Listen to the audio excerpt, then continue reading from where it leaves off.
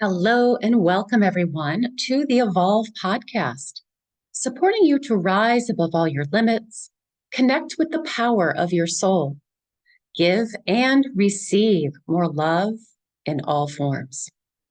I am your host, Tanya Penny, occupational therapist, illness and trauma guide, spiritual alchemist, and author of the Connect with the Divine You book and journals.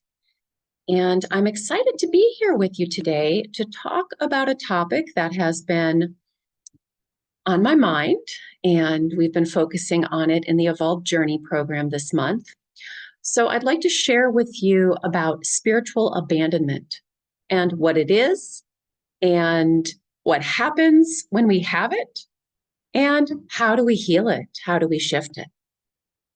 So let's first talk about why would we feel abandoned by our something bigger? And when I say something bigger, that might mean for you God, source, angels, universe, Mother Nature, whatever you call it or them at this point in your life. I call them my higher levels right now, which encompasses all of them. So we feel that we've been abandoned by our something bigger.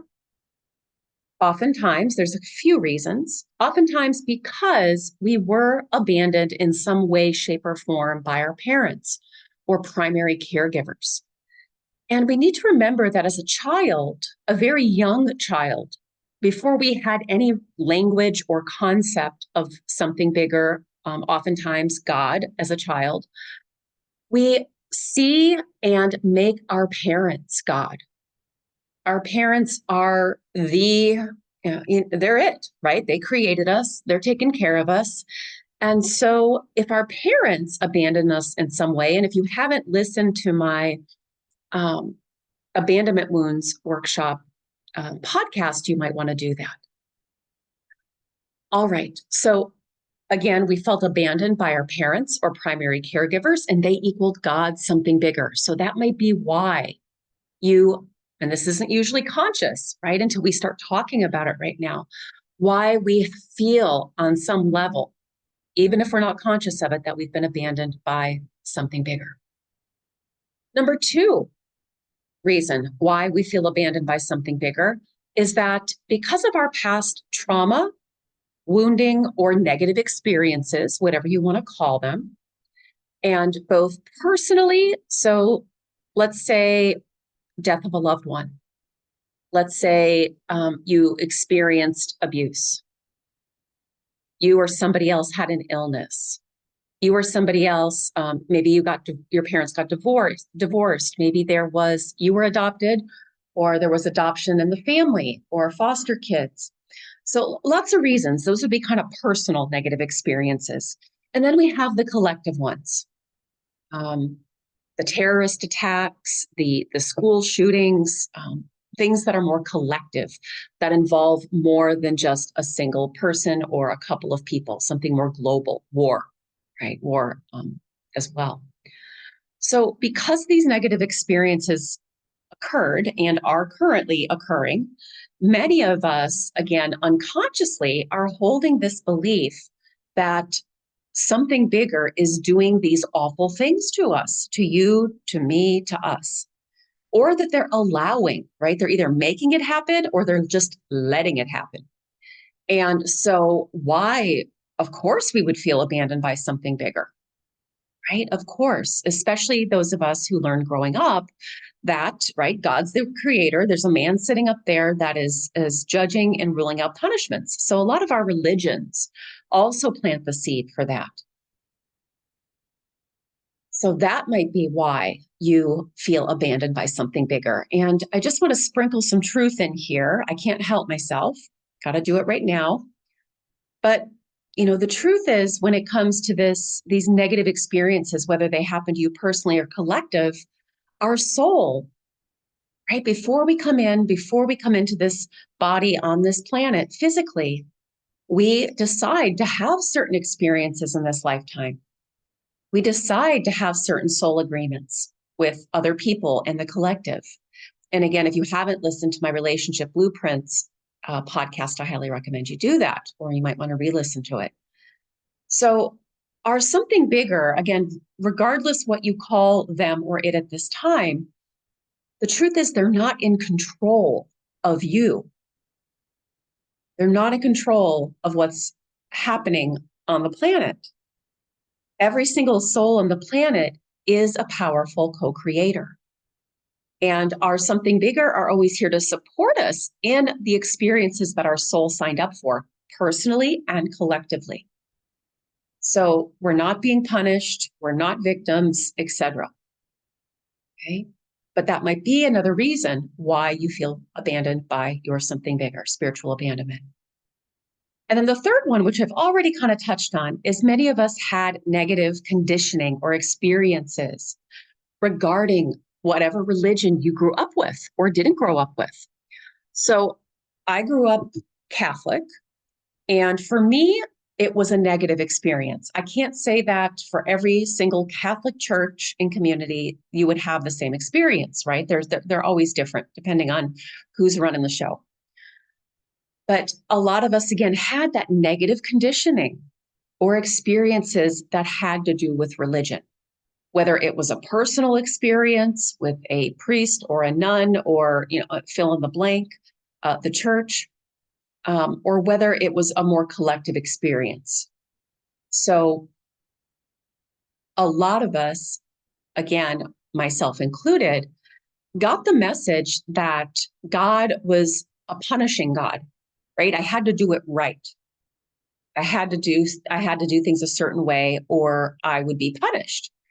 And again, many of us don't want to be connected with a punishing type of entity, God, deity, whatever you want to call it. And when we have felt punished in the past, that feels like abandonment. Again, when we feel like we've been punished or victimized, and there's all sorts of other religious beliefs out there as well, right? That you're going to go to hell if you do X, Y, or Z. So that causes a spiritual abandonment to occur as well. So next, let's move into what happens when we believe we have been abandoned by something bigger, when we've been spiritually abandoned. We will push away religion. Now, I love to tell this piece of my story. When I turned 18, I decided there's no way I'm going to continue in this Catholic system that I grew up in. And I don't want to be with a punishing God. And I don't want to be, judged and all those things.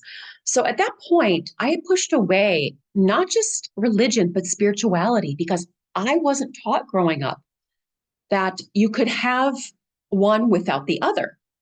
Definitely religion was spirituality, but if you didn't have religion, I didn't know you could still be spiritual.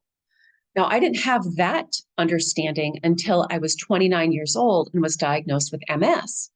And I was guided to go down the rabbit hole and look at every single area of my life and where I was out of balance, out of alignment with my soul, including this trusting something bigger.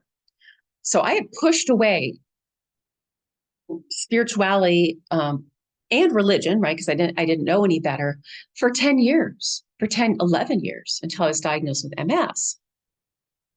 So when we also believe we have been abandoned by spirit and are something bigger, we try to do and are doing everything in life all alone.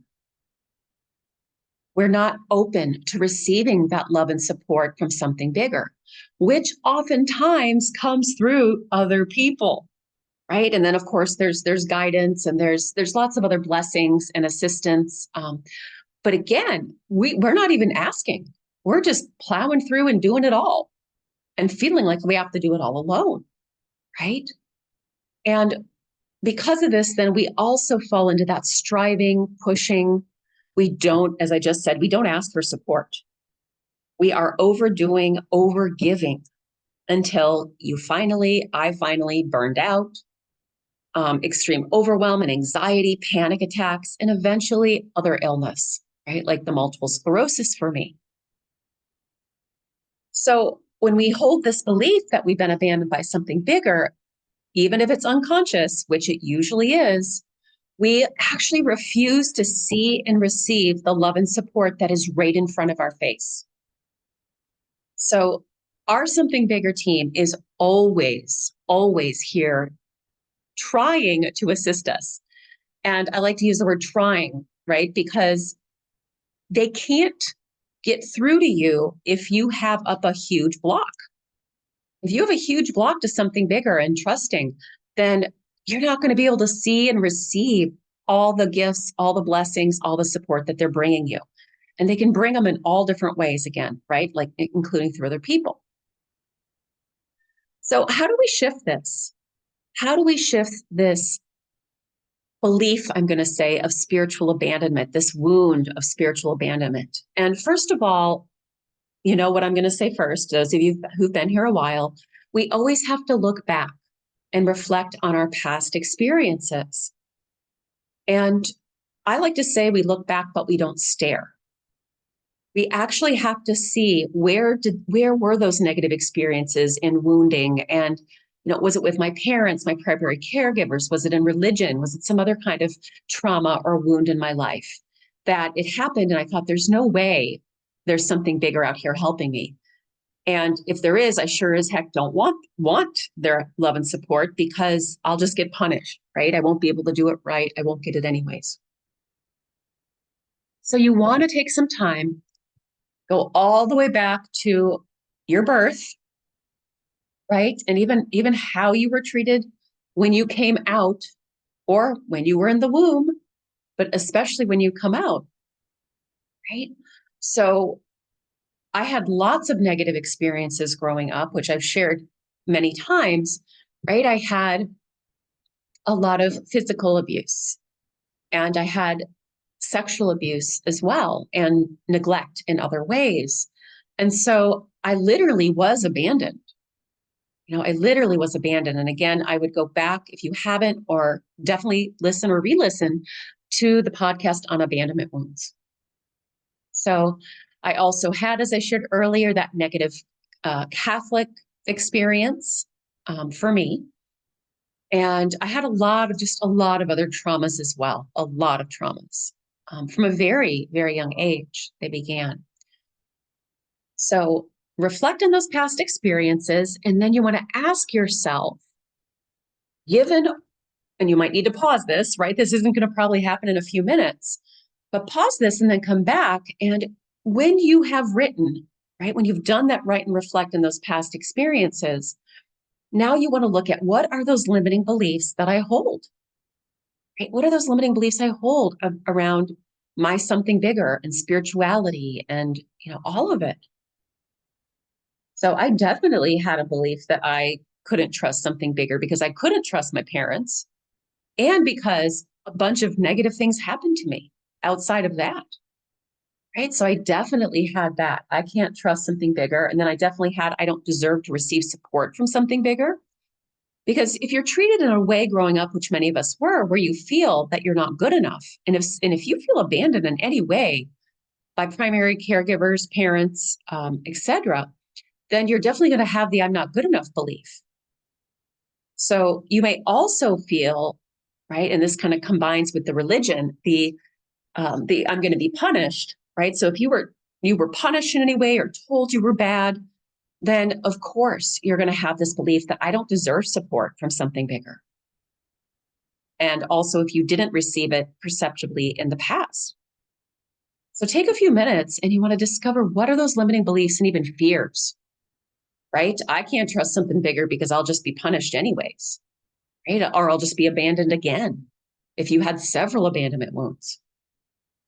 Then once you are able to discover, and I say discover and understand, and even accept that, okay, I have these limiting beliefs, even if it's 10% or 20%, or maybe it's 100% because of my past wounds, right? I understand it and I accept that. Then you can move into activating, right? What is true now? What truth would you like to activate now that your higher self, your soul, knows is the truth?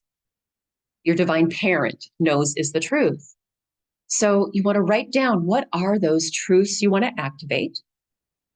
And I can totally trust something bigger, right? I can trust something bigger, and I have been supported, right? They've always been supporting me in what my soul's mission or purpose, reason for coming to the planet was.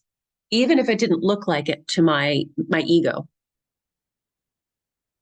I deserve something bigger now, even if I didn't, right? I can receive it now, even if I didn't get it in the past, right?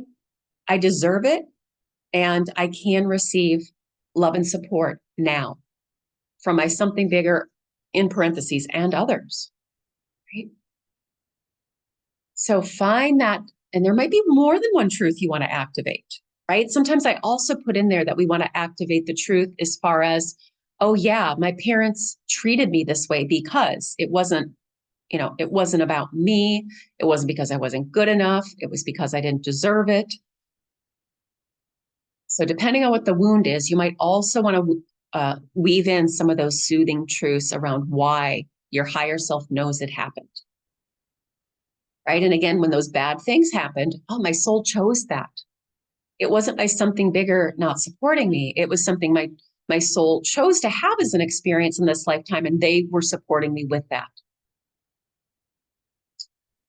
I had an interesting thing. I'm feeling guided to share this right now. As many of you know, I've been doing ketamine-assisted therapy for about 1.5 years now, and with a doctor on the Big Island. And one of my experiences is that I am able to connect more deeply with my something bigger, divine unseen team, I also call them, during the ketamine sessions. And Jesus was there during one of the sessions. And I said, Jesus, you said you were always there for me, but all these things happened. How could you have been there? And their answer was, it was Jesus and the Arcturians, because Jesus is related to the Arcturians. How do you think you survived it? If we wouldn't have been there, you wouldn't have survived it. Because some of the stuff I experienced as a child was pretty damn bad, physically and sexually, verbally too. So yeah, so activating those truths. So you want to first write them down, and then how do we activate them? So in my world, I have a couple different tools to activate the truths and to keep healing that wound, right? That wound of spiritual abandonment. And as many of you know, the guided therapeutic meditation practices, there's a sample practice when you've signed up to be in my community, the 10 Keys Starter Kit. So you can sample that. And then I have guided meditations that are specifically for spirituality and your something bigger team, and clearing those out and shifting those and activating what is true now and what we know to be true now. And everyone who's in my Evolve Journey program gets those. But you guys can use the sample practice for now, again, when you sign up for my 10 Evolve Keys Starter Kit. Another deeper tool that I've had over the past couple of years are the self-healing processes. And again, there is a sample practice for you guys to use with the starter kit. And then everyone who's in the Evolve Journey program gets specific processes for spirituality and something bigger to heal those wounds on a deeper level, as well as a truth loop, which truth loops are a couple-minute tool where it's me telling truths about spirituality, in this case, over and over. But again, there is a sample truth loop for you to listen to in the starter kit. And then, of course, there's other tools that I don't personally use, but some people use tapping. There's lots of different modalities out there. Those 3 just happen to be my biggies. So you have a sample for those. And if you'd like to learn more about the Evolve Journey program, you can do that at the link below. So just want to thank you, everybody, for being here and part of this community and listening. Feel free to share this episode with anyone you feel that would benefit. And also feel free to subscribe to my podcast wherever you are listening to it at this time. And I just want to say, I'm so grateful for all of you that are here doing this deeper healing work around spirituality, around self-love, around fully living your soul's purpose, around healing all these wounds and traumas that keep us from being in full soul alignment.